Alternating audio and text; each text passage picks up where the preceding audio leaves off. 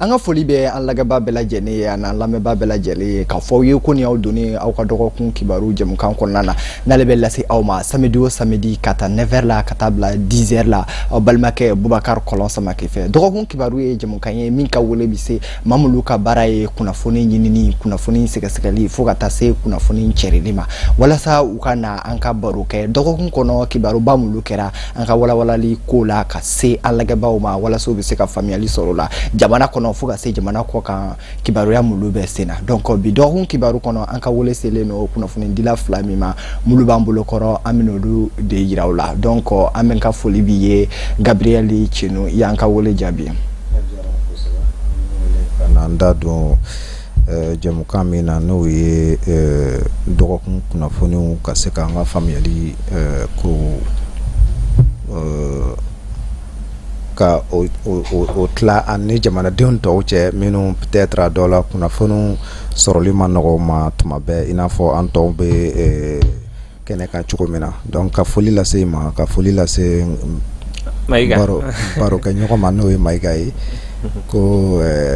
ka kene fure herala ami foki wale mando donc o de banse anka ma flana mini Gabriel Chino mina aklina fale dogo kun kono kibaria mulu kera o ma flana mbambolo ale toye Abdoulaye Maiga ale kuna fune dilay ami foki wale mando anka wole jabilila kolo ami fo ami an laje jama bela jelen fo ka damne ambarage nyongoni ankoro la no ye Chino ye ale fane kuna fune dilay donc ami fo yan wole kana ega bi don kibaru dogo kun kibaru kenaka donc a jaranye donc ambe bela jelo fo o de ba ando anka bi dogo kun kibaru kono jemuka ba dama mulu bambolo na mina anda dola anya ye ni kalo yin na ba fu ma octobre aleye anka wasade normalement na be fanga républicain kono na ba fu luma débuté mais comme ma transition na olu to ye conseiller c'est ça ni moyen olu ka session doy à session consacrée no session yere a nyeshile no bakurubala jamana kono musaka mulubi ke anyeshile no o sharia mulubi takanyeshi oluma olu valideli ou bien ou ka dansiri o chamana donc amina anga do kun kibaru an dabina se o session mi mesina anga kuna funi dida ka wala li di ama ola o de ba an se anga do kun kibaru kina funi flana no ye kata de même mi se kuna funi dida ma na be fo ma aide à la presse no bi glacé teleso ka se arajo so ani mo muluka baraye sebeni na ba fo ma journal presse écriture oluma ayan ye ni semeni fo ka tase do ko temele ma déclaration do bora ka nyeshi oma o ambe kuna funindi laba na bina si ni semeni kono conseil des ministres la ayan ye ka fo yele malicha mankera anka jamana fanga nyemo fo ka tase Asimingo ita Malikin Jaw ayan ye ka fo do fra luka graduka bora colonel la ka général ye donc ni do ko kibaru ina andam na se ni dama de maka wala like mo muluba ka alame donc Abdoulaye Maiga e ambi fotuguni e aklina ye muni ka se anka bi do ko kibaru tem foloma no ye session docteur Murumulu mi mesina no ale nyeshile no bakurubala jamana kono musaka mulube ta ka nyeshi anka jamana institution ma na be fo ma jamana baraka so ani jamana yere ba fe ka femulu sikisenka na ale musaka ko wariko donc o de voter liberséna donc et aklina ye muye bakurubala bon ami fotogoni aya jetemne session ada octobre kalo damne na le 7 octobre aya ye session adamne no watela donc ira fotogom na fembe talike jamana sam musaka bolela donc à fin du mai 2025 donc aya bakurubala femuno forani musaka bina boka kenu lui ya la présidence bala ani institution yero gouvernement ga institution yero bala ministère ubala ina fo ministère des transports, ministère de l'éducation, ministère de la défense fogata c'est chekeda chama jamana ka chekeda chama ma ay projet bora donc ni session bike obe nani projet de loi dode donc mimba ayira ka foko a ni saina ami feka na une présidence ta mi feka musaka mi bo ka do présidence barala odeni na gouvernement ta an bɛ fɛ ka musaka min bɔ k'a don na o de ye nin donc CNT maaw de b'o voter donc a y'a ye session kɔni a bɛ sen na donc fɛn min ye présidentielle a yirala k'a fɔ ko dɔ bɛna fara olu ka musaka wari kan donc ka se cakɛda yɛrɛw ma i n'a fɔ ministère de la défense ani ministère de l'éducation donc a yirala k'a fɔ ko olu ka budget quand même dɔ bɛna fara ka san 2025 kɔnɔna na donc dɔw fana fɔra institution dɔw fana fɔra ni dɔ bɔra olu ka musaka la n'a fɔ ministère de la sécurité b'o la fo ka taa se ministère de département de l'énergie o fana b'o la donc an bɛ se ka min fɔ a la bakuruba la dɔrɔn donc a taara wari musaka minnu fɔra donc cakɛda minnu fana priorisera ka tɛmɛ dɔw ka ɲinɛ 2025 musaka bɔli la n'a ye o y'a yira ka dɔ prioriser ni dɔ ye o kɔrɔ de ko baara bɛ yɔrɔ dɔw la ka tɛmɛ yɔrɔ dɔw fana kan. Basi t'a la donc an bɛ se i ma tuguni donc Gabriel e yɛrɛ ka hakilina ye mun ye budget min bɛ sen na ani an tulo bɛ kuma caman na budget ko in na fo ka taa se jamanadenw ma k'a fɔ dɔ farala présidence kan dɔ farala défense kan ani dɔ farala wɔɔrɔ minnu kan jamanadenw ma ka dɔw bɛ ka controverse caman k'a la controverse mun ye o b'a k'u hakilinaw di n'u hakilina ni an ka fanga ɲɛmɔgɔw ka hakilina tɛ taa fan kelen fɛ e hakilina ye mun ye ni budget min baara bɛ sen na ni session min baara bɛ sen na n'a consacré len don budget ko kan. Merci Samake ka sigi ka foli la kurakuraya an lamɛnbaaw n'an filɛlikɛlaw ye ka foli lase Jani ɲɛmaayaso ma a n'a baarakɛla bɛɛ lajɛlen budget yɛrɛ ye mun ye o ye san kɔnɔ jamana marabagaw bɛ min ta musaka la k'o don jamana baarakɛlaw ani jamana yiriwasiraw tɔbɔtɔli la n'a bɛ fɔ min ma an bɛ min na sisan o ye budget primitif ye parce que a ma adopté fɔlɔ o proposition de taara yɛrɛ sɔrɔ 3200 milliards donc ni 3200 milliards de francs CFA ni y'o jate minɛ o ye musaka min n'o prévoyalen don a ka di gouvernement mɔgɔw ye wasadenw n'o ye CNT mɔgɔ ye olu ka se ka u ka yamaruya di o ka kɛ san kɔnɔ musaka min bɛna bɔ bakuruba la jamana ka cakɛyɔrɔw a n'a ka baarakɛlaw ladonni ko kɔnɔna na i b'a ye k'a fɔ budget yɛrɛ fana bɛ sigi mun de kan budget bɛ sigi a bɛ fɔ min ma ko recette olu bɛ tali kɛ sɔrɔ bonda minnu bɛ kɛ jamana bolo a ka sɔrɔ siraw fɛ sɔrɔ dɔ yɛrɛ bɛ se ka kɛ douane voilà douane impôt ani fɛn o fɛn n'a bɛ bɔ jamanadenw yɔrɔ ni ka don jamana kun siraw fɛ sira minnu n'o latigɛlen don gouvernement ye o bɛ fɔ o de ma ko recette ni recette bɔra la i b'a ye k'a fɔ dépenses de bɛ na n'o b'a fɔ a bɛ se ka fɔ o ma ko fonctionnement o fonctionnement de bɛ na kɛ sababu ye sisan recette sɔrɔlen kɔfɛ peut-être tuma dɔw la fana dɛmɛ dɔw tun bɛ dɛmɛ dɔw sɔrɔ don tɛmɛnenw na an bɛ fɔ o ma ko partenaires financiers olu tun bɛ to ka boloma i n'a fɔ bɛɛ lajɛlen b'a dɔn cogo min na a minnu bɛ CFA dun na Faransi de tun ka ca la ale de bɛ aide obligée ɲɔgɔnnaw de kɛ ka dɛmɛ dɔw di pour que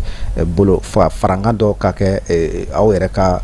recette ninnu kan donc i b'a ye k'a fɔ o musaka bɛɛ lajɛlen faralen ɲɔgɔn kan o de bɛ laban ka na sigi kokura komi mara ye fɛn dɔ ye ale bɛ cɛbɔ de bɛɛ lajɛlen n'i ka cakɛyɔrɔw don bɛɛ lajɛlen ni kuntilenna de don a dɔw dépenses ka giri i n'a fɔ dépense bɛ cogo min na nin waati in na a dɔw dépenses olu bɛrɛbɛnnen don hali n'a y'a sɔrɔ bɛɛ lajɛlen bɛ dépend waati gɛlɛyaw cogoya ma kalanko b'o la parce que n'i ye jateminɛ kɛ normalement ni kɛlɛko yɛrɛ tɛ fiyewu défense ka budget mɔgɔ ma kan ka sɔli k'o la parce que o ye jamana nimayɔrɔ yɛrɛ de ye parce que o yɛrɛ fana de b'a to ni tɔgɔ bɛ fɔ jamana na ko aw bɛ yen lakanabaaw ani mɔgɔ minnu bɛ a permettre don o don aw bɛ da ka wuli ka sɔrɔ ou bien siran yɛrɛ parce que dɔw b'a fɔ ko n'i bɛ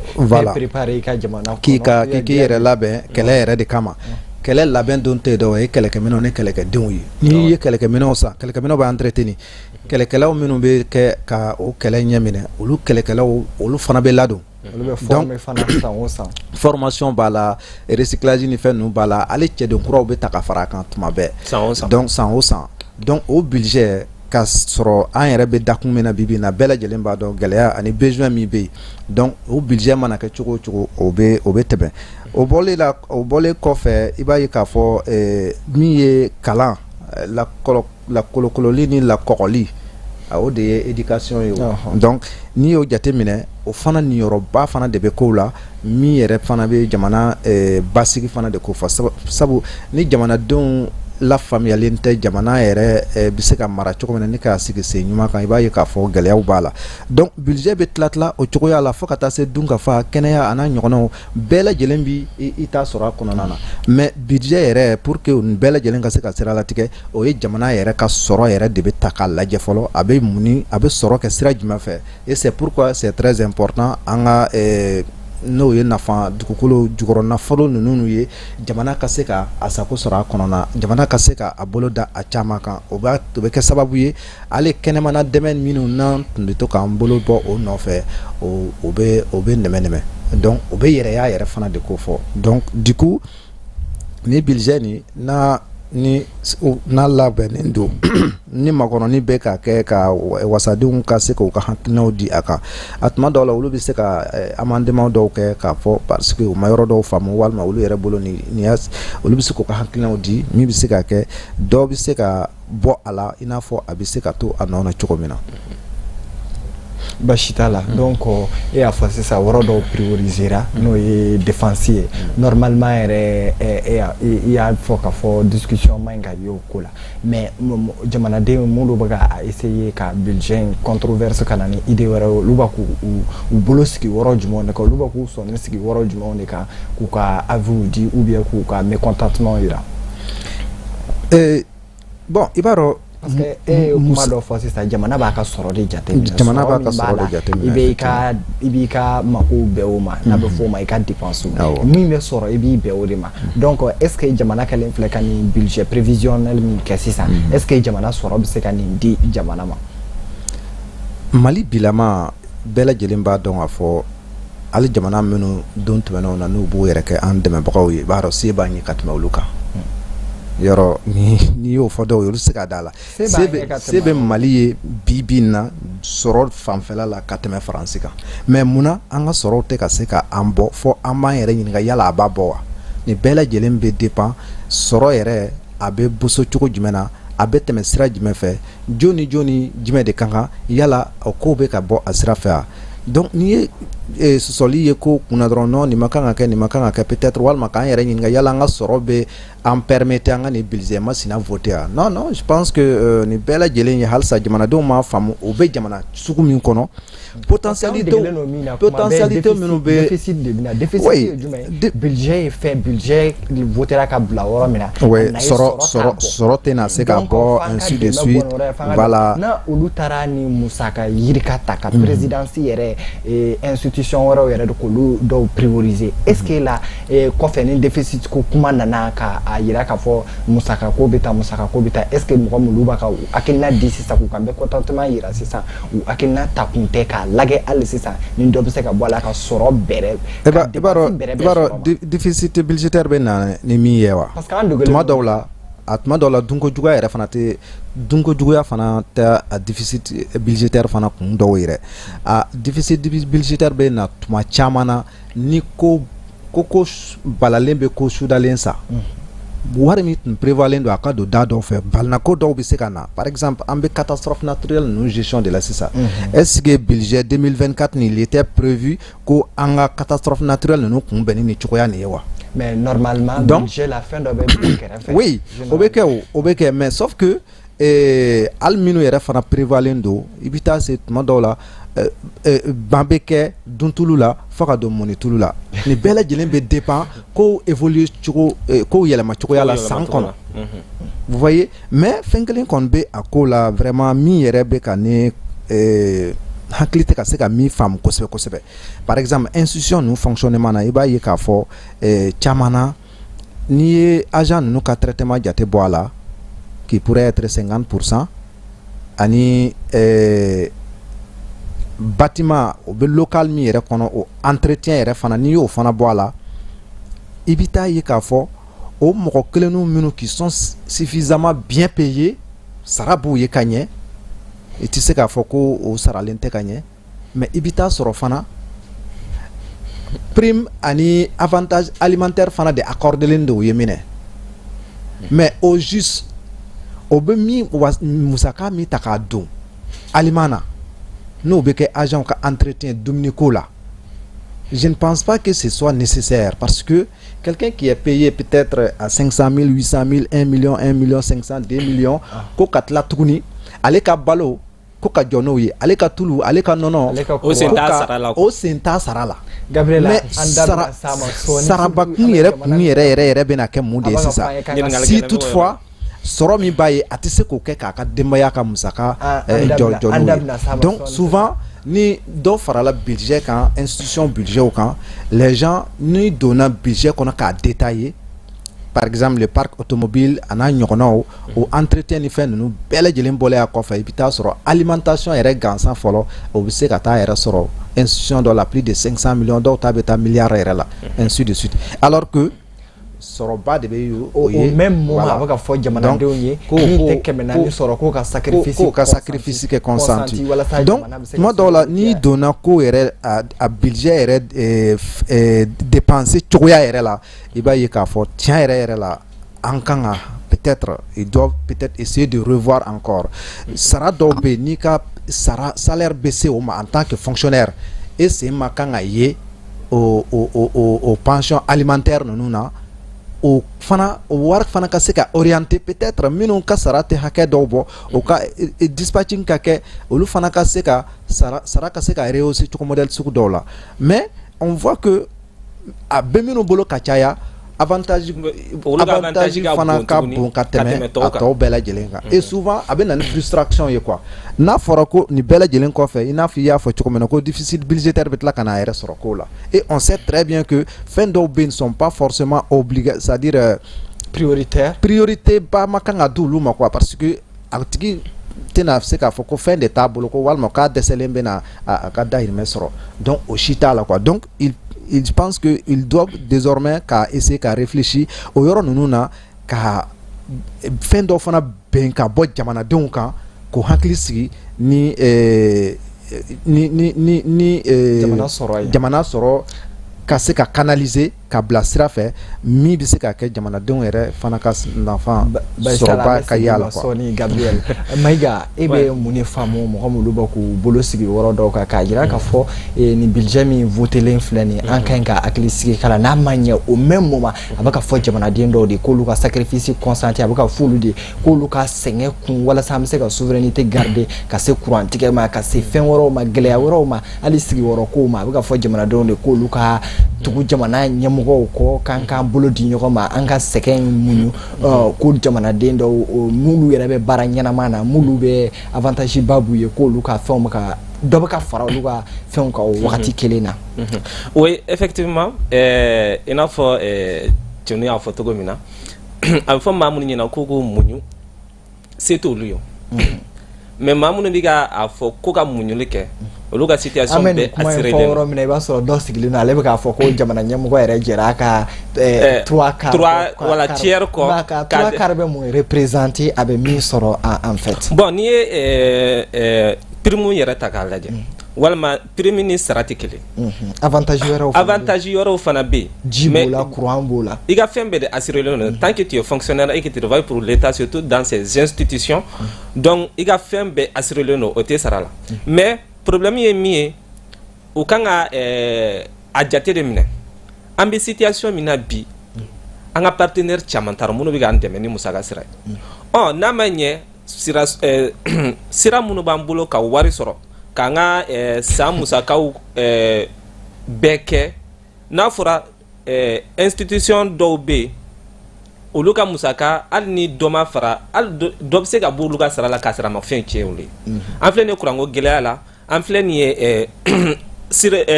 baloko ka gɛlɛya an bɛ waati min na i ko bi donc gɛlɛya caman de bɛ yen minnu b'a fɔ ko muɲunu ka kɛ olu de kan ka kɛ misaliya ye jamanadenw ma n'i ko ko mɔgɔ k'i muɲu donc i bɛ fɛn de k'a ye a bɛ se k'i muɲu min kan an ka n'an ye exemple yɛrɛ ta dutigi min ka a tɛ ka nansɔngɔ sɔrɔ semaine kelen a bɛ ka bɔ a bɛ ka taa balo ɲini na a tɛ ka se ka nansɔngɔ yɛrɛ sɔrɔ ka ɲɛ o bɛ se ka muɲu cogo di n'a fɔra an bɛ gɛlɛya kɔnɔ wari bɛ yen walima maa dɔw bɛ yen olu prioriser len don tiɲɛ don n'i bɛ ka jamana mara i ni jamanadenw différence b'aw ni ɲɔgɔn cɛ quoi mais mɔgɔw tɛ se k'u muɲu fo ka taa badabada se quoi donc an bɛ waati min na priorité dɔw bɛ yen olu yɛrɛ man ka ta en compte jamana ɲɛmaaw fɛ compte tenu de la situation actuelle du pays et compte tenu de l'économie qui est actuellement en baisse parce que structure caman tun b'a dɛmɛ olu bɛɛ y'u bolo bɔ an kɔrɔ n'a fɔra ko an yɛrɛ bɛ k'a fɔ k'an bɛ an yɛrɛ ta an tɛ se k'an yɛrɛ ta ten koyi hali ni n'a ma ɲɛ k'i b'i yɛrɛ ta walima n'i ko ko i bɛ se ka fɛn bɛɛ kɛ i yɛrɛ ye il faut que soutien dɔw ka sɔrɔ i la mais ni bɛɛ bɛ ka taa bon wari min fana bɛ ka sɔrɔ ni musaka dɔ fana taara bɔ tuguni k'a fɔ k'a bɛ tɛmɛ o wari hakɛ kan i b'a dɔn a tɛ se ka faamu. Basi t'a la a faamuyali ka gɛlɛn dɔɔni jamanaden lambda fɛ surtout population min bɛ ka a sacrifice consenti don o don mais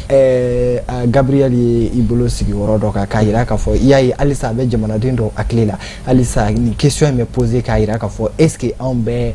prévision minnu kɛ est ce que anw bɛ k'an da se musaka minnu ma est ce que anw ka sɔrɔ b'a bɔ alors que jamana wɛrɛw n'o ye farajɛla jamanaw ye n'olu ye anw coiffé wagati caman kɔnɔ anw ka sɔrɔ ka girin n'olu ye. Mɔgɔ caman b'o fɔ peut-être ale jigi dalen don matière première de kan minnu bɛ sous-sol la e hakilina ye mun ye est ce que matière première minnu bɛ se ka bɔ directement a bɛ se ka consommer anw fɛ yan bon est ce que a bɛ se ka anw bɔ pauvreté in na anw bɛ gɛlɛya min kɔnɔ sisan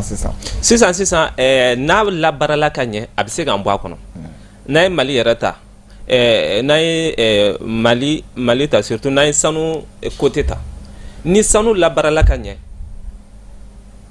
a bɛ se ka Mali bɔ gɛlɛya kɔnɔ surtout musakaw gɛlɛya. Oui, mais sanu a bɛ tɛmɛ anw ni jamana wɛrɛw de ni ɲɔgɔn cɛ peut-être a bɛ raffiner yɔrɔ wɛrɛ la a bɛ feere yɔrɔ wɛrɛ la donc o de la a bɛ garder yɔrɔ wɛrɛ la a bɛ garder yɔrɔ parce que an tɛ se k'a labaara de n'i y'a ye o bɛɛ bɛ ka taa munumunu parce que sanu tɛ labaara yan nɔ donc entreprise minnu bɛ ka sanu bɔ yan nɔ entreprise yɛrɛw de don jamanadenw yɛrɛ ka entreprise minnu bɛ ka sanu labaara ka sanu bɔ an ka jamana kɔnɔ a ka dɔgɔ a tila bɛɛ ye étranger de ani américain donc ni olu b'aw ka jamana kɔnɔ k'a ka sanu bɔ n'a ye comme an bɛ sanu de kan donc olu bɛ wari min sɔrɔ u ka sanu labaarali la o sen tɛ ka exporter ka taa raffiner k'a labaara ka tila ka n'a feere an ma yan tuguni donc n'i y'a ye an bɛ gɛlɛya caman kɔnɔ sɔrɔ siraw b'an bolo mais u tɛ ka se ka labaara de donc ni a fɔra wari ka sɔrɔ donc n'an y'an ba don an ka sɔrɔ siraw ma a bɛ se a ka ca Ala fɛ an bɛ se ka musaka sɔrɔ min bɛ se ka an bɔ parce que 23 millions de personnes n'an ye sanu yɔrɔ minnu bɛ an ka jamana kɔnɔ n'an ye olu ta ka bagan mara ani sɛnɛ don ba la mais on sera an bɛ gɛlɛya min kɔnɔ hali o tilancɛ an t'o ye wa ɲɛ na est ce que mɔgɔ min tulo b'e la sisan est ce que o bɛ se ka kɛ walasa k'o tigi bɔ a ka gɛlɛya la ale hakili bɛ fɛn min na nin bɛɛ ye prévision de certes jamana marali yɛrɛ ye prévision de ka don nataw quoi se ka fɛɛrɛ sigi sen kan walasa olu bɛ se ka nɔgɔya cogo min na jamanaden min bɛ gɛlɛya la sisan n'ale ka nasɔngɔ t'a bolo ou bien n'ale bɛ dɔgɔtɔrɔso la n'ale den furakɛli se t'a ye ou bien n'ale ka bolimafɛn yɛrɛ tiɲɛnen don n'a fɛn t'a bolo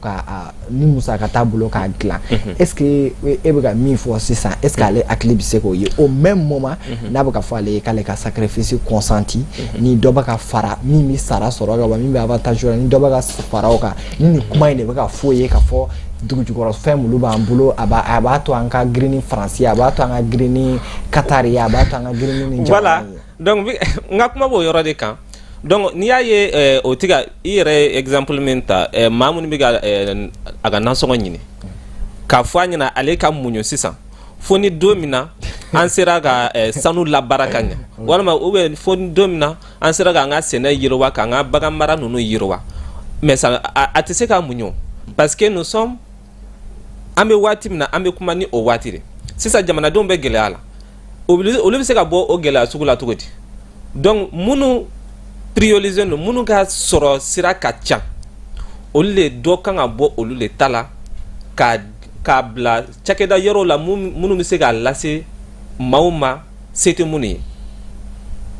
donc n'a fɔra k'i k'i muɲu fɛn dɔ de bɛ k'i bolo n'a fɔra k'i k'i muɲu sisan i kana kuma mais il faut que somme dɔ ka d'i ma i ka dépense musakaw ka d'i ma o la kɔni kuma t'o la bilen mais musaka tɛ ne bolo semaine mun bɛ bɛn ne bɛ bɔ ka taa wari ɲini na ne bɛ min sɔrɔ 200 mais est ce que 200 bɛ se ka semaine musaka bɛɛ bɔ wa ni n'a ye dutigi yɛrɛ ta ça ne peut pas se faire donc hali tile musaka a t'o bɔ donc pour que jamanadenw ka bɔ nin degun na ani ka se k'u hakili sigi maa minnu bɛ k'a fɔ k'u k'u muɲu donc u bɛ fɛɛrɛ de tigɛ u bɛ se k'u muɲu fɛɛrɛ min kan sisan. Basi t'a la Gabriel n'a y'a jateminɛ ka bɔ wasaden yɛrɛ kɔrɔ tɛ dɔwɛrɛ ye min ka ɲi ka action gouvernementale ka sɛgɛsɛgɛli k'a la ani ka weleli kɛ ka ministres wele u ka na ɲɛfɔli kɛ olu ma yɔrɔ minnu faamu ou bien yɛrɛ ni loi sugu min bɛ na d'u ma k'a lajɛ aw ye dɔ fara nin kan aw ye dɔ fara nin kan an b'a segin aw ma tuguni a ka fɛɛrɛ k'a la budget bɛ se ka baisser cogo min na est ce que anw bɛ se k'an jigi d'a kan bi jamanaden dɔw bɛ se k'a jigi d'a kan bi ka fɔ an bɛ fanga min na n'o ye transition ye ni Asimi de ye ni wasaden kelen bɛɛ sigi ko ninnu bɛna fɔ k'u tɛ nin sariya in voter ko k'a segin gouvernement ma ko gouvernement ka feere k'a la ka halisa ka budget k'a sɛgɛsɛgɛ est ce que an bɛ se ka malidenw bɛ se k'u jigi da o kan. Bon i b'a dɔn an bɛ tuma min na. Parce que démocratie yɛrɛ suppose non an ka démocratie yɛrɛ to yen an y'an to démocratie de la fɔ jamana nana dafiri an ka démocratie ko kuma yɛrɛ to yen tu sais que oui non parce que an ta ma faamu quoi an ta ma faamu mɔgɔw ye démocratie ta k'a kɛ yɛrɛ sago kɛ fɛn ye alors que a n'o cɛ ka jan transparence ko yɛrɛ problème nana ka don démocratie yɛrɛ kɛlen ka fanga sɔrɔ kosɛbɛ yan parce que mais yani hali ni parcelle de responsabilité bɛ min bolo au lieu que a k'a ka baara kɛ ni jamana yɛrɛ ye kuruntu minnu sigi n'o ye texte ye ani loi a k'a ka baara kɛ o minɛn kɔnɔ a tigilamɔgɔ bɛ bɔ a b'a sago kɛ ainsi de suite ou bien i n'a fɔ vous savez démocratie yɛrɛ de fana ye fiɲɛ dɔ ye koyi n'a ɲɛfɔra a ɲɛfɔ cogo la. Par exemple même misali kelen d'i ma an tɛ n'an ko k'an bɛ jamana ɲɛma kalafili kɛ sisan o t'a fɔ ko mɔgɔ minnu kalafili la maa minnu ka kala tata cayara ka tɛmɛ tɔw bɛɛ lajɛlen kan ko o de bɛ kɛ jamana marabaga ye wa n'i ye jateminɛ kɛ maliyɛn maa 23 min bɛ yen bi maa joli de bɛ taa kalafili la i bɛ taa sɔrɔ a tɛ maa 1,000,000 bɔ minnu ni kalafili kan o tɛ maa 1,000,000 bɔ kalafili yɛrɛ don minnu bɛ na taa kalafili i bɛ taa sɔrɔ a tɛ tɛmɛ maa 600,000 kan an bɛ tila ka n'a fɔ i bɛ taa sɔrɔ o candidat min yɛrɛ fana bɛ na kɛ candidat sugandilen ye o maa 600,000 minnu taara voter i bɛ taa sɔrɔ maa 300,000 ɲɔgɔnna de voter'u ye an bɛ tila ka n'an sigi tuguni k'o tigilamɔgɔ élu la par la majorité écrasante k'a kɛra ko jamanaden bɛɛ lajɛlen de sɔnna ye k'a voter maa 23 n'i ye maa 3 de kɛra ka o tigilamɔgɔ sigi yala o tigilamɔgɔ crédibilité jumɛn b'a la c'est pourquoi n'an ko an bɛ kuma démocratie ko kan an ka ɲini ka faamuyali yɛrɛ don a ko yɛrɛ la fɔlɔ mais non démocratie o ye système dɔ fana ye mɔgɔ caman y'a miiri k'a fɔ ko ale fana bɛ se ka kɛ sababu ye a bɛ na ni transition pacifique ye jamana kɔnɔ fanga yɛlɛma ko nasira fan fɛ an sɔnnen don n'o ye mais je pense aussi que jamana bɛɛ lajɛlen n'a ka démocratie de don n'an ko an b'a ta tubabuw y'o ta sigi cogo min na i bɛ taa sɔrɔ France ka démocratie ni anglais ta tɛ kelen ye ainsi de suite i bɛ Europe bɛɛ lajɛlen ta maa si ka ko kɛcogo ni maa si ta tɛ kelen ye mais yan de an b'an ɲɛma da olu ta la k'a essayer k'an b'an ka jamana mara olu ka modèle cogoya o ye fili juguba de ye quoi an b'o kelen de kɔnɔna na donc jeliw ɲumana kuma y'an sɔrɔ yen an bɛ sigi ka na an ka babu yɛrɛ kɔnɔ est-ce que an bɛ se k'an jigi da kan bi k'a fɔ conseil national de la transition au conseil national de la transition non je pense que k'a fɔ k'o bɛ ban ka voter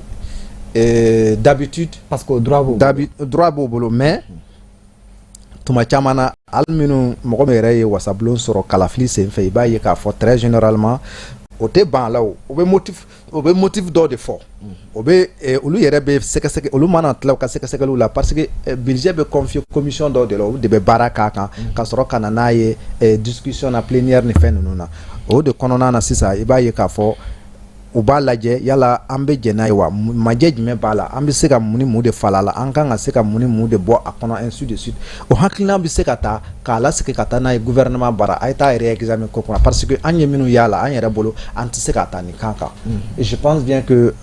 bien vrai que an bɛ furancɛ fanga na olu fana n'o ko b'u ka baara kɛ a kɛcogo la a yamaruya b'o bolo o ka a budget projet k'a renvoyer gouvernement ma k'a fɔ a tɛ renvoyer ten o kun dɔ de bɛ kɛ sababu ye n'a bɛ renvoyer o b'o d'a kan gouvernement fana k'a ka baara k'a ka kokura parce que au moins kalo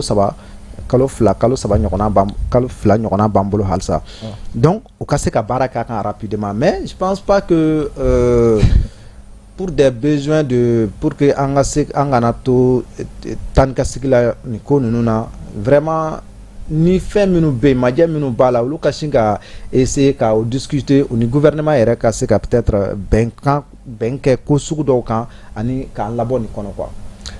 Maïga, est-ce que e akilina la bibi na wasaden mulu b'an bolo n'olu bɛ conseil national de la transition na olu bɛna se ka ni fɛn ni charia bolo in ka a lasegin avec les recommandations gouvernement mɔgɔw ma k'a fɔ u ka halisa a lajɛ parce que an b'a supposer k'a fɔ wasaden ninnu olu ka surun jamana denw na ka tɛmɛ ministres ani gouvernement ɲɛmɔgɔ yɛrɛ kan parce que wasaden yɛrɛ suppose e bɛna jamanadenw ni hakilina ɲininkali kɛ ka yɛlɛ n'a ye sanfɛ est-ce qu'on bɛ se k'an sigi a kan k'a fɔ bibi na an bɛ transition min na ninnu wasaden ninnu taara position olu fana na ka taa CNT kɔnɔ ko ninnu bɛna se ka nin sariya bolo in k'a lasegin avec recommandation walasa a ka bɛn jamanadenw u bɛ k'a fɔ an ka muɲu ni min kɛ walasa bɛɛ bɛ se ka muɲu hali dépense dɔw kan ka fara m'olu ka dépense kan. Bon a bɛ se ka kɛ. Mais bon madala parce que charia vous permettez voilà est-ce que an bɛ se k'an jigi d'a kan bon en tant que comme se ka kɛ i man k'i jigi d'a kan parce que voilà ni jigi d'a kan i jigi bɛ wari donc n'a fɔra minnu bɛ yen olu bɛ ka jamanadenw représenter pour que u ka rejeter walima u ka ta en compte a bɛ dépend o ni jamanadenw ka relation de la donc an'u tacogo yɛrɛ voilà an'u tacogo parce que an bɛ projet de loi caman ye a mana bɔ a caman bɛ voter 80% bɛɛ bɛ voter lors des sessions donc k'a fɔ ko ni o ye musaka ta k'a lajɛ bon an bɛ dun bɛ ni position min na a se tɛ Mali ye ka ni dépense in bɛɛ kɛ or que an bɛ jamanadenw de tɔgɔ la donc an man ka fɛn kɛ min conséquence bɛ taa jamanadenw kan ni ni musaka bɛɛ dépensera jɔn ka avantage b'a la ka tɛmɛ jɔn kan minnu bɛ fanga la olu de ka avantage b'a la ka tɛmɛ jamanadenw kan donc pour que CNT maaw ka ni loi ye sigi u ma u ka taa dɔ bɛ dépense la o k'a sɔrɔ u ni jamanadenw bɛ en contact o k'a dɔn jamanadenw yɛrɛ mako bɛ jumɛn de la an bɛ waati min ko sisan donc n'u y'o dɔn comme session ma ban fɔlɔ n'u y'a ɲini ka o bɛɛ dɔn donc a bɛ se ka kɛ u bɛ a fɔ ko ka dɔ bɔ nin musaka la walima yɔrɔ minnu prioriser len don dɔ fara la yɔrɔ minnu kan donc musaka dɔ ka b'olu la u ka taa bila cɛkɛda yɔrɔ la minnu nafa bɛ se jamanadenw yɛrɛ ma. Basi t'a la an ye k'a fɔ maa caman ye commentateur caman yi sɔnni sigi a kan k'a fɔ prévision kɛra élection k'a jira k'a fɔ peut-être élection comme élection ko ka musaka dɔ kɛrɛnkɛrɛn ka bɛn o ma e hakilina ye mun ye o élection ko la an bɛ se k'an jigi sigi a kan k'a fɔ 2025 élection ko bɛ kɛ hali n'o y'a sɔrɔ an da bɛna s'a ma sɔn élévation de grade ko in na. Bon élection ko salon élection budget votera mais est-ce que élection kɛra a ma kɛ. Bon ñine élection budget fana bora 80 milliards koko do élection baraw la président sigila voilà président sigila mais o budget boli ani ka fo élection kera o te kelen donc budget kon be bo mais mune bi ga ke pour ka yira jamana do kam ga ta kala fili la budget est référence parce que budget kera salo budget bora salo on n'a pas fait les élections. Donc budget mi fana bora ni ka fo kam na do kalafilo la donc ni kalafilo be ke il faut que organo be sigi en place comme EJ yɛrɛ bɛ ka kalafiliw labɛn an y'a ye dɔ fara la EJ yɛrɛ ka musaka fɛn kan musaka wari kan donc ni élection bi kɛ qu'est-ce qui nous prouve que élection bɛna kɛ parce que nous n'avons rien de concret budget kɔni bɛ yen et salon fana komi do salon fana a prévoir tuguni donc salon a prévoir mais a ma kɛ salon bon ɲinɛ problème ye min ye fana délai min kun bɛ o délai kun banna mais fɛn ma fɔ mɔgɔw ɲɛna donc ni fɛn ma fɔ mɔgɔw ɲɛna a kɔni fɔra ko élection musaka bɛ ka bila élection ka kɛ mais ni élection bi kɛ ciw de bɛ lase jamanadenw ma kalafili bɛna ta kɛ nin a bɛna ta kɛ nin a bɛna ta kɛ nin mais au foyi ma bila en place budget kɔni bɔra mais foyi ma bila en place donc on ne peut pas dire que a bɛna kɛ en 2025 on ne peut pas non dire que a tɛna kɛ parce que an bɛ to tan fɔlɔ ni ko taara cogo min na an b'a lajɛ. Basi t'a la Gabriel la mɔgɔ minnu sɔnni sigi a kan k'a fɔ élection ko prévoira budget ko prévoira 2025 cours kɔnɔ est-ce que la olu bɛ se k'o fɔ k'a fɔ peut-être comme a prévoira ani bɛ se ka kɛ élection jamana ɲɛmaa sigi natala ye. Sani n k'i ka ɲininkali in jaabi n b'a fɛ an ka sɔnni sigi yɔrɔnin dɔ kan min bɛ tali kɛ yala wasadenw bɛ se ka nin fɛn renvoyer wa parce que pertinence dɔw bɛ question na qui remet même en cause la légitimité minnu bɛ wasadenya yɛrɛ la bi ne y'a fɔ plateau caman kan n ko pour des questions de représentativité et de légitimité n ko sani o tun ka taa mɔgɔw ta i n'a fɔ a taara cogo min na. Tungata président du conseil de cercle d'État. Déjà, ils ont un mandat électif. Un mandat bana. En tout cas, au Bessigda d'eau de représenter, nous avons Mali Bella Jelin de Koufo. Ou l'on a un sur Wassa Bloncono. Légitimité Bekoulula. Bébé d'ici gauche. Bébé qui d'ici gauche. Cogné ni cercle ni Kawassa la sécurité ainsi de suite. Donc, nous ma binani kononton c'est 49 cercles à Watila donc nous ma binani kononton nous fara la ɲɔgɔn kan personne ressources dɔw bɛ se ka ta ka fara kan i n'a fɔ olu bɛ CNT la cogo min na bibi na pour les épauler ka se ka wasadenya baara kɛ a kɛcogo ɲuman yɛrɛ la parce que an bɛ ka kuma yɔrɔ dɔ kan yala ko olu ka surun jamanadenw la ainsi de suite mais wasaden joli bɛ ka ci ni wasabulon kɔnɔ wasaden joli minnu bɛ CNT la n'o ye katikaw ye kati yɛrɛ ka wasaden ye maa joli ye en principe n'an taara kalafili senfɛ bɛɛ b'o dɔn mais minnu bɛ bɔ kati n'o bɛ wasabulon kɔnɔ bi in na donc o b'a yira déjà ko wasabulon yɛrɛ sigira cogo min na transition mɔgɔw fɛ donc a tɛ se ka kɛ cogo wɛrɛ foyi sɔrɔ a yɛrɛ la faut que ni transition mɔgɔw y'o bila ci minnu na o k'o ci kɛ sama-samaliba tɛ mɔgɔ ni maa min y'i nommé dɛ ni ma farati an y'a ye dɔw yɛrɛ gɛnna dɔw b'o sen fɛ dɔw yɛrɛ fana mɔgɔ t'a dɔn n'o bɛna se ka ni transition yɛrɛ tɔ ban wasabulon kɔnɔ donc c'est pour dire que problème dɔw yɛrɛ de ko bɛ lajɛlen daminɛ ni problème dɔ de o de ye kow ma kɛ a kɛcogo la ni kow ma kɛ a kɛcogo la aw bɛ sigi n'a ye don bɛɛ lajɛlen n'a dugujɛkan de don donc i tɛ se k'a fɔ ko min ma sigi min kan k'i b'o b'o kɔnɔ o tɛ se ka kɛ donc ka sigi ka na kuma na min ye élection ko ta fanfɛla ye bon i b'a ye k'a fɔ par exemple yarɔ a fɔra ko élection bɛ bɔ a dɔgɔkɔrɔ ni waati kunkuruni ye léger report n'est-ce pas supposons que élection ka o ka finalement o k'o décider k'o b'a kɛ 2025 kɔnɔna la que ce soit fin 2025 i n'a fɔ novembre walima décembre n'a ɲɔgɔnnaw fanfɛla la mais o b'a sɔrɔ budget kura ma voté fɔlɔ o donc il faudrait maintenant o k'o baser 2025 budget kan n'a sɔrɔ a ma prévoir dun o wari musaka bɛna bɔ min donc a bɛ kɛ gɛlɛya ye maintenant pour réellement donner la chance à une éventuelle tenue des prochaines élections présidentielles a budget bɛ voté kɛ ni élection ma se ka kɛ 2025 kɔnɔna na i n'a fɔ a ma se ka kɛ ɲina donc a wari tɛna se ka dépenser o parce que a baara ma kɛ donc n'a baara ma kɛ a bɛ to wagaden kɔnɔ ainsi de suite budget kura wɛrɛ bɛ tila ka évaluer tuguni 2026 la k'o voter mais a ɲuman kɔni ye u bɛ k'a kɛ cogo min na o de y'a kɛ cogo ye k'a prévoir n'a don dugu jɛra a 2025 kɔnɔna na voilà ni maa caman ma k'a fɔ a ka ca oui mais élection kɔni tiɲɛ yɛrɛ yɛrɛ la a man ca mais pour une i b'a ye i b'a dɔn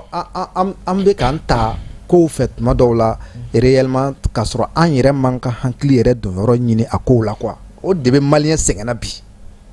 an bɛ kow ta mɔgɔw fɛ an tɛ an yɛrɛ hakili ɲini k'a don a fɛ yala nin y'a kɛ cogo min na est-ce que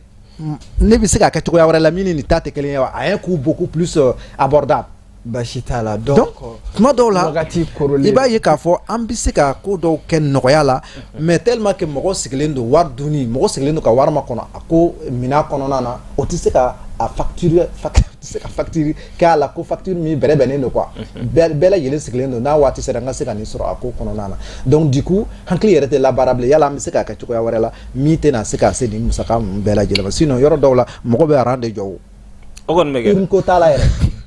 e bɛ karisa e bɛ candidat min fɛ a ka place filɛ nin bɛɛ bɛ taa rang jɔ mɔgɔw bɛ jate kelen kelen fila hali sisan kalafili t'a la hali sisan Mali kɔnɔ hali sisan aw bɛ kɛ yɔrɔ dɔw la farafinna mais Mali kɔnɔ don mais Mali kɔnɔ an sigilen don ka wari mais seni ni fɛn ninnu bɛɛ lajɛlen b'a dɔn min tun b'a la o pour mɔgɔ tun tɛ ɲɔgɔn kunkolo foroko bɔ pour que i ka don a kɔnɔ wa basi t'a la komi ça veut dire que wari de bɛ sɔrɔ a kɔnɔ wagati dɔgɔya ko ta fan fɛ an bɛ don an ka jɛmukan an n'a b'a fɔ ma an ka thème filanan n'o ye aide à la presse ye Gabriel aide à la presse yɛrɛ ye fɛn jumɛn de aide à la presse ne ko k'e b'a définir mɔgɔ min t'a faamu dɛmɛ min ne ko k'e b'a définir mɔgɔ min t'a faamu an lagɛbagaw ye e b'a a définir cogo di de e b'a walawala cogo di aide à la presse o ye donbolo min ni gouvernement bɛ min n'a ka ɲi ka min di n'a ka kan ka min di tɛ dɛ n'a bɛ min di kunnafonidilaw ma a bɛ di kunnafonidilaw ma cogo jumɛn na a bɛ di kunnafonidilaw ka tɔnw de tɔgɔ la ASEP b'o la IRTEL b'o la ani maison de la presse ani voilà bon maison de la presse yɛrɛ ale fana ye conglomérat sugu dɔ ye fêtières de nana bɛ ka ɲɔgɔn sɔrɔ a kɔnɔna na donc a bɛ di ni radio ni téléso ni journaux presse écrite mɔgɔ bɛɛ lajɛlen fɛn o fɛn bɛ kunnafoni di minan kɔnɔ a bɛ di olu bɛɛ lajɛlen de tɔgɔ la bon tilacogo b'o wari fana na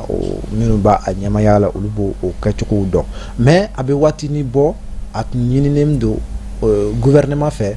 parce que o aide à la presse bɛ tun bɛ sɔrɔ présidence de fɛ présidence de bɛ a donbolo kɛ médiaw ye mais an nana ye k'a fɔ jamana tɔw la i n'a fɔ Sénégal n'a ɲɔgɔnna olu yɛrɛ ye pourcentage dɔ de ta ka o aide à la presse yɛrɛ indexé jamana yɛrɛ ka budget la et an fana journalistes fana tun ye o ka fêtières fɛ n y'o laɲini kelen yɛrɛ fana de kɛ gouvernement fɛ a kana kɛ ni président min bɛ yen don min na n'a kɔntana a bɛ 200 millions 500 millions ɲɔgɔnna ta ka o d'aw ma ko aw k'o tila aw ni ɲɔgɔn cɛ a ka bɔ o la a kana dɛn présidence yɛrɛ la a ka dɛn budget yɛrɛ la directement a ka dɔn k'a fɔ ni budget bɛ voter san o san voilà ni 0, combien % yɛrɛ o tun y'o de laɲini kɛ ko ka o ta budget national la k'o di kunnafonidilaw ma olu ka se k'o yɛrɛ dɛmɛ n'o ye mais jusqu'à preuve du contraire a ko tɛ ka se ka sigi sen kan hali n'a y'a sɔrɔ an ka mɔgɔw bɛ wasa bulon kɔnɔ mais an m'a ye fɔlɔ ko o ye wulikajɔ sugu dɔw kɛ k'a fɔ ko o ka laɲini dɔw ye parce que ni kɔni taara wasa bulon na ni jɛkulu min tɔgɔ ye a cɛ ka ɲi i k'o jɛkulu fana nin yɔrɔ fana lafasa i n'a fɔ an b'a ye la fêtières camanw bɛ yen olu ka mɔgɔ minnu bɛ CNT kɔnɔ u b'a ɲini na ka faamuyali dɔ sɔrɔ olu yɛrɛ fana ni jamana olu ka cakɛbon ni jamana yɛrɛ marabagaw cɛ kow bɛ cogo jumɛn na mun ni mun de ye olu ka laɲini ye gouvernement bɛ se ka mun k'o ye ainsi de suite jusqu'à présent hali n'i y'a ye ko la convention ni convention min collectif min n'a a kuma bɛ sen na depuis an tɔw yɛrɛ t'a dɔn an bɛna la journalistya la o kuma tun bɛ sen na jusqu'à aujourd'hui a tɛ ka se ka kɛ mun na parce que musaka min n'a bɛ bɔ gouvernement yɔrɔ ka ɲɛsin journalistes ma c'est insignifiant parce que radio téléso kɛmɛ radio so 400 walima 300 radio so 500 télé journal presse écrite 200 ani téléso 40 reconnu voilà minnu reconnu do officiellement au Synthé Presse en ligne là. Synthé Presse en ligne qui n'est même pas encore comptabilisé. Donc il va y avoir ni million kɛmɛ fila million kɛmɛ duuru ɲɔgɔnna ta k'a di o mɔgɔ ma o b'a tila joli o bɛna se k'o ka san hali ka dan courant yɛrɛ dépense yɛrɛ ma fɔlɔ est ce que a bɛ se ka jɔ n'a ye wa kuma tɛ k'a fɔ ko ka personnel ta ka majoration ka sara sugu dɔ ni convention collective bɛ ka min laɲini yɛrɛ kɛ ko n'i ye journaliste ye stagiaire i ni nin ka kan n'i kɛra journaliste dafalen yɛrɛ fana i ni nin ka kan responsable de presse si tɛ se k'a fɔ k'i b'i kun don a fɛn kɔrɔ parce que a musaka tɛ yen hali n'a musaka bɛ yen i bɛ taa sɔrɔ e b'o sɔrɔ i ka contrat n'i ka fɛn ninnu fɛ donc tu ne peux pas te permettre ka fɛn sugu dɔ kɛ mais n'a tun y'a sɔrɔ ko Sénégal ta bɛ cogo min na ka budget prévoit e yɛrɛ ka san fonctionnement fɛn dɔw bɛ se ka ta gouvernement fɛ donc à partir de là gouvernement yɛrɛ fana bɛ se ka exiger i ye mɔgɔ minnu ta baara ɲɔgɔnya la ko hakɛ dɔw fana bɛ yen o y'olu ta ye i ka o di u ma donc i b'a ye k'a fɔ aide à la presse a kuma cayalen don ani Banjugu ni primature yɛrɛ ka échange ye déclaration sur les réseaux sociaux mais il faut quand même reconnaître que quelque part ni fitinini min yɛrɛ fana dira a n'o yɛrɛ fana bɛ ka gérer cogo min na c'est pas bon o yɛrɛ fana ma kan ka gérer parce que aide à la presse bɛ di mais maison de la presse ta tɛ a kɔni bɛ domicilier je crois bien maison de la presse ka compte la mais maison de la presse kelen tɛ se ka décider a bɛ décider de accept ni RTL ni a tɔ ninnu mais an bɛ tila ka segin i ma tuguni nin question in kɔnɔ maison de la presse kelen ta tɛ Mayiga an ɲɛ b'a la ka se semaine tɛmɛlen fo ka se nin semaine ma déclaration caman bɛ ka kɛ sur les réseaux sociaux a yɛrɛ ye personnalité dɔ Banjugu Dante presse domaine na a ka gɛlɛn mɔgɔ ka fɔ k'i t'a dɔn a ka déclaration dɔw et à la fin également discours in na j'assume b'a la a y'a jira k'a fɔ 2022 ka se 2023 ma date se ka don 2024 ta la gouvernement ma ka accumuler min kan ka di presse mɔgɔw ma donc ka se semaine tɛmɛlen fo ka se bi ma e mun de faamu ni actualité évoluer cogo la gouvernement ni maison de la presse ni bara de faire ou bien gouvernement ɲɛmɔgɔ ni maison de la presse ka ni bara de faire la bon ne min faamu la dɔrɔn Banjugu bɔra k'i yɛrɛ justifier donc a fɔra ko aide min 300 millions k'o dira en 3 ans donc Banjugu bɔra k'a fɔ ko ayi 300 millions min dira hali n'a sɔrɔ tiɲɛ don a bɛɛ ma di dɔw juru bɛ yen donc ni dun ye aide in ta k'a lajɛ l'aide est insignifiant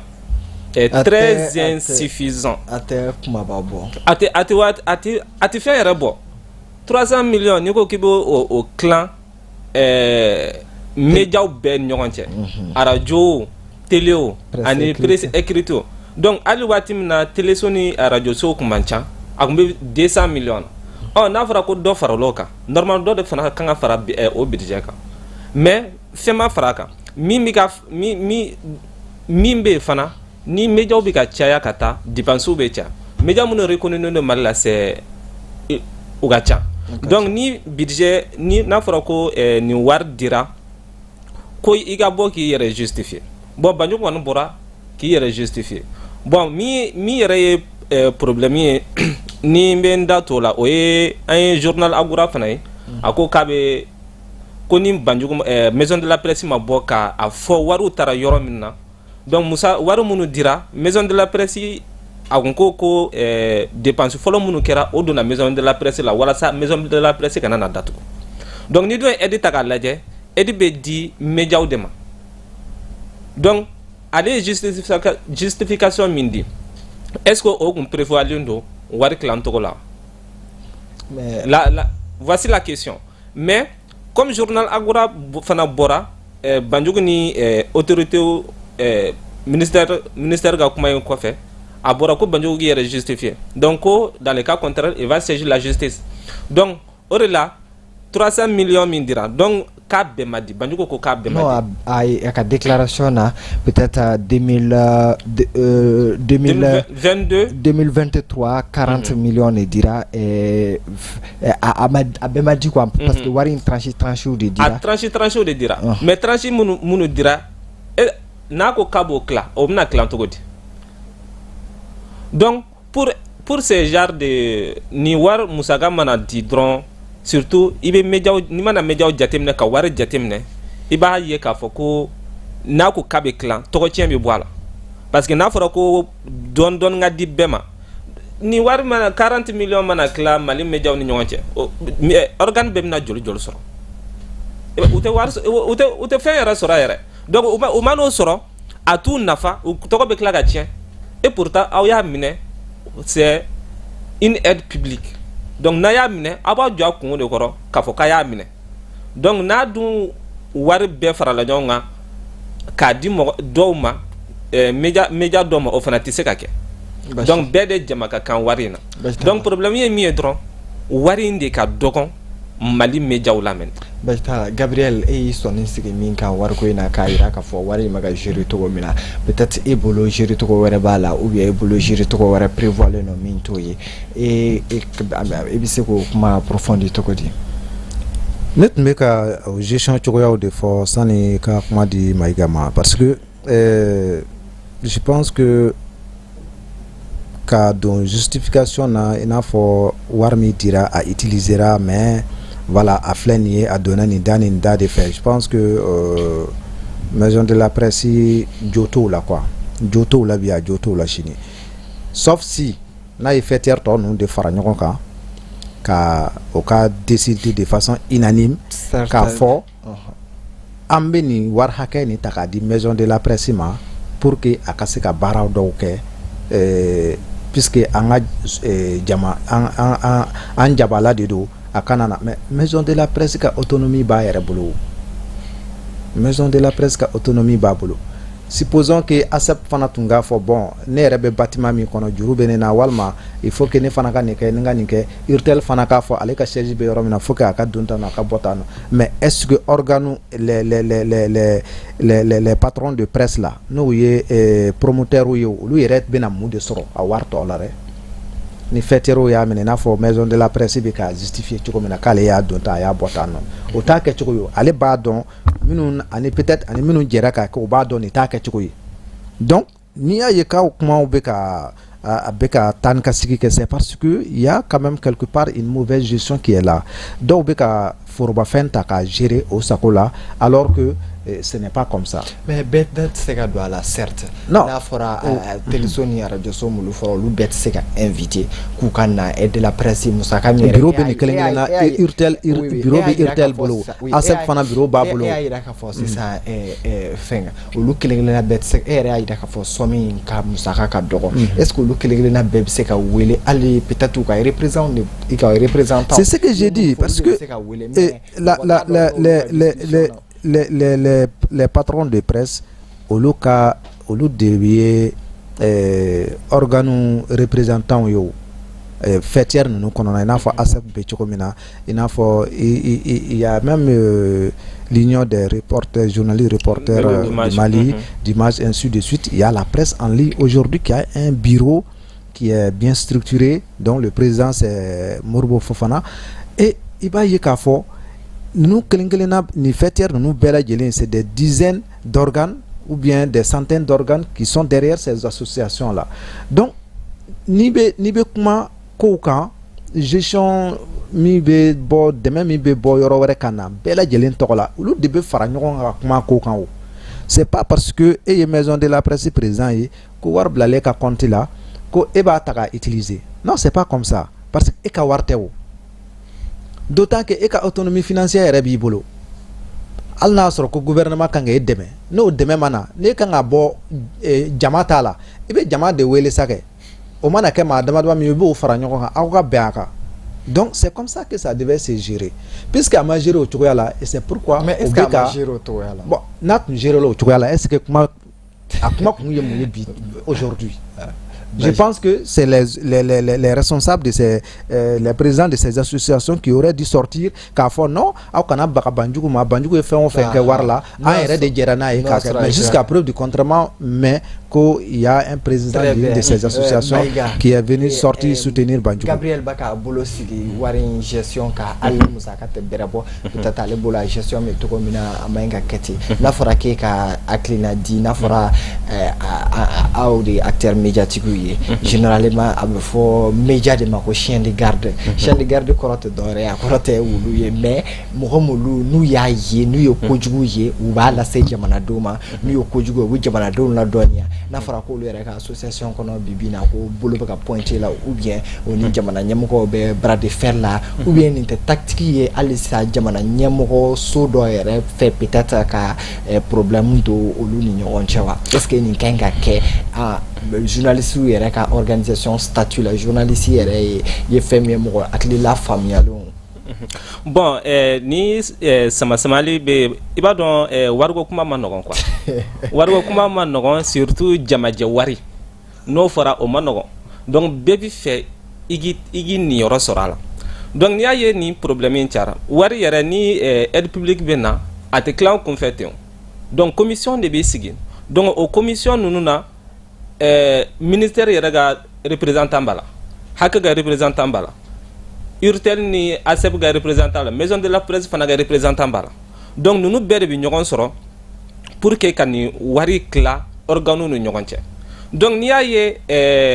Banjugu bɔra k'a fɔ ko wari donna n da fɛ madala n'a kelen bɔra ka wari dépenser ça ne peut pas se faire donc n'i y'a ye wari dépensera hali sisan peut-être mɔgɔ wɛrɛw ma bɔ ka Banjugu défend peut-être n'o y'a sɔrɔ wari in dépensera consensus de la olu tun ka ɲi ka bɔ k'a fɔ a man ɲi ka baga ni ma an yɛrɛ de décision unanime ta k'a fɔ wari ka ɲi ka taa musaka ka ɲi ka taa nin sira fɛ bon n'i y'a ye o ma bɔ bi parce que an y'a jateminɛ 2022 yɛrɛ maison de la presse ye conférence dɔ kɛ k'a fɔ ko wari ma bila médiaw ka bolo kan donc ni wari bilala à chaque fois ni wari dɔ dira ou bien ni min dira conférence bɛ kɛ médiaw bɛɛ bɛ invité pour que k'a fɔ mɔgɔw ɲɛna nin wari hakɛ de sɔrɔla nin wari hakɛ de sɔrɔla donc ni o dara mɔgɔw kulo kan sisan mɔgɔw b'a dɔn nin wari hakɛ in de bɛ yen donc ni tilani bɛ kɛ donc ni y'a f'i ɲɛna commission min bɛ tilani kɛ donc o de bɛ organew wele ka bɛɛ ta di ma mais ni somme min filɛ nin ye est-ce que n'a ko k'a bɛ tila a ɲɛ ma n tɛ tilanbaga ye mais n'a ko k'a bɛ tila a ɲɛ ma organe kelen-kelen 200 radio walima n t'a dɔn 40 télé 500 radio ani 40 télé ni an ka kɛ 40 millions ye sa a k'a fɔ k'a bɛ tilan ninnu o bɛɛ bɛna joli sɔrɔ donc olu yɛrɛ de kan k'a lajɛ sisan n'aw yɛrɛ b'a dɔn ko aide publique nana donc n'a ye a tilan waati bɛna se aw yɛrɛ b'a dɔn la somme est peu donc aw de kan ka wuli ka taa fɔ tiɲɛ na n'aw ko ko a bɛ wari tila organe bɛɛ ni ɲɔgɔn cɛ nafa tɛna k'a la donc a y'a lajɛ a ka don fɛn dɔ da fɛ bɛɛ ka nafa bɛ min na donc n'i y'a ye kuma in wulila tantɔ problème dɔ de bɛ yen donc normalement ni wari in tilani kun kɛra maa minnu ɲɛna i n'a fɔ cɛnu bɔra k'a fɔ cogo min na minnu kun bɛ yen olu bɛɛ kan ka bɔ ka Banjugu dɛmɛ ka justification kɛ wari in taara sira minnu fɛ a ka da bɛɛ kulo kan basi t'a la wagati kɛrɛnkɛrɛnya kama la an b'a essayer an ka thème sabanan n'o ye élévation de grade ye aw ka hakilina di a kan dɔrɔn wagati y'an minɛ an tɛgɛ ma an y'a ye k'a fɔ conseil de ministre laban min kɛra an ka colonel le 5 colonel Malik Njao Assimi Goïta fo ka se Sadio Kamara ma olu ka grade bɔra colonel la ka kɛ général ye an y'a ye k'a fɔ Mali kɔnɔ bi bi na mɔgɔ minnu bɛ analyse k'a domaine na olu ko Musa Traoré bɔlen kɔfɛ Amadou Toumani Touré bɔlen kɔfɛ Assimi Goïta de armée kɔnɔ bi bi na mɔgɔ min bɛ balo la ale de ye bi bi na le plus gradé aw bɛ mun de faamu ni grade in tali la ka ɲɛsin mɔgɔ caman ye déclaration k'a ka Musa Mara ale ani mɔgɔ wɛrɛw y'a jira k'a fɔ nin kɛ wagati de sisan ye mais Musa Mara ninnu olu ka hakilina la ninnu tun man ɲi k'u yɛrɛ nommé nin bolo la cɛnnu hakilina ye mun ye ni élévation de grade in na hakilina bakuruba la. Je pense que c'est la c'était prévisible et même une recommandation du dialogue intermalien. Ok. Donc, nous, Kera, au Makanga Balemola. Et moi, je pense même aussi que Nichuria et Refanana, c'est même mieux ainsi parce que c'est vrai, la politique prime, hein, les postes politiques priment sur la hiérarchie militaire. C'est pourquoi, ni civil, ni Kera président, tu deviens automatiquement le chef suprême des armées. Mais ni bora président fanana domina yidka doni jigini parce que armée fana ye adamana fait mais Assimi il est militaire il est président de la transition. À Tchèkaï, en tant que colonel, disons à Tchèmaï, en tant que colonel,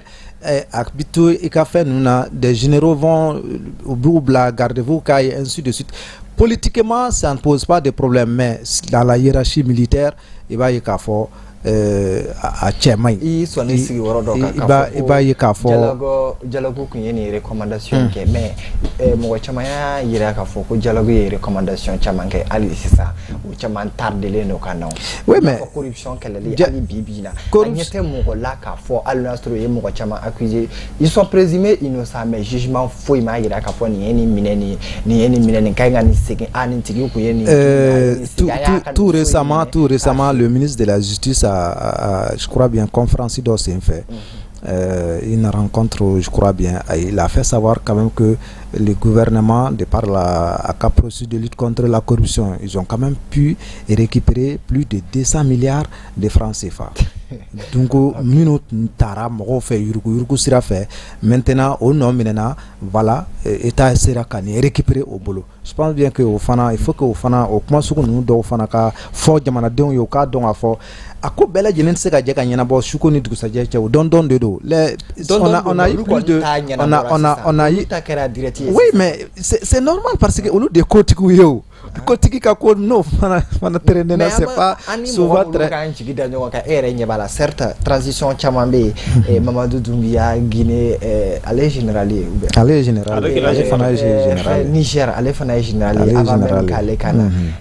Tchad fana débit fana fils débit fana avant kale kana mais anyaba la Burkina tout près il faut juste comprendre une chose jamana bena ka spécificité de do les Burkinabés ina fo maliens yo ka assisi ka tchokomena les Burkinabés sont allés beaucoup plus loin que les Maliens.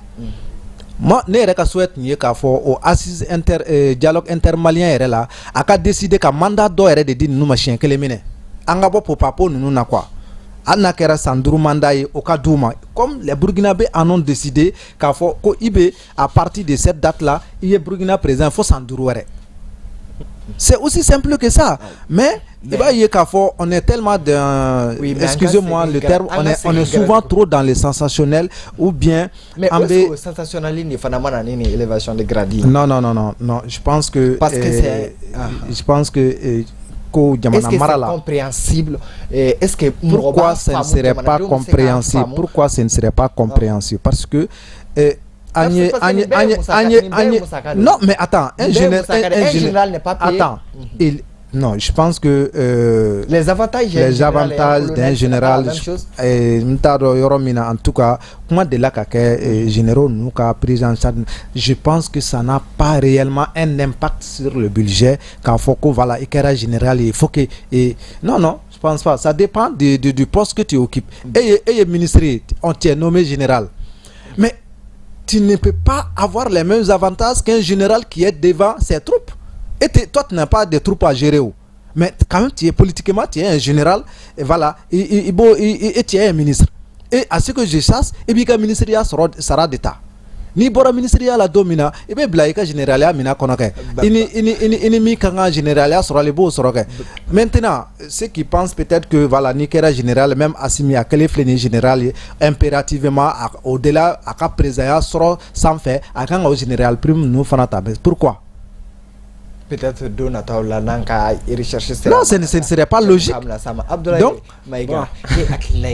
élévation de gradi na Bakurbala ansira anka émission dana wakati ansoro. Bon, na dialogue intermalien parce que ko beboro le kono. Donc il y a recommandation munike afora ko les 5 colonels ko ga bo colonel yala ko ke généralien. Donc Koemi akera ni wati na eske akunganga kewa. Bon moi je pense que on me seka ni gradin to kofe parce qu'il y a plusieurs ko chama ne be ungangu mago domina. Donc ni généralin yere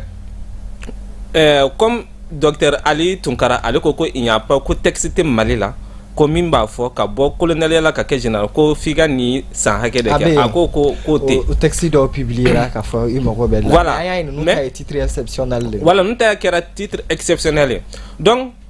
ka ke général forcément ça aura de l'impact sur le budget, parce que tu ne peux pas être, le général ne peut pas occuper,